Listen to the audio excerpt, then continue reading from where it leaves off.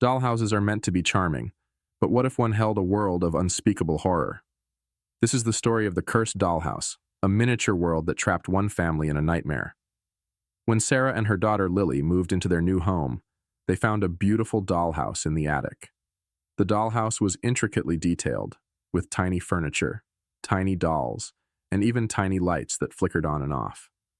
At first, Lily loved playing with the dollhouse, but soon Sarah noticed something strange. The dolls would move on their own, their tiny eyes following her as she walked by. The lights would flicker even when the dollhouse was unplugged.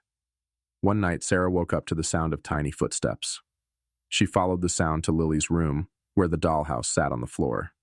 The dolls were gone, but the footsteps continued.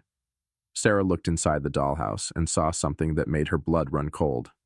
The tiny dolls were moving, their tiny faces twisted into grotesque smiles. They were reenacting a scene of a family being terrorized by a shadowy figure. The next morning, Sarah tried to get rid of the dollhouse, but it always came back.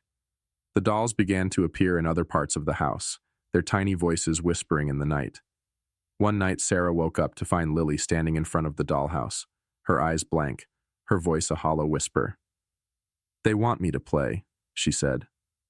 Sarah tried to pull Lily away, but the dolls began to grow, their tiny forms twisting into something monstrous.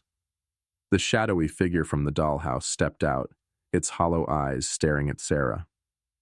When Sarah woke up, the dollhouse was gone, but Lily was different. Her eyes were hollow, her voice a whisper.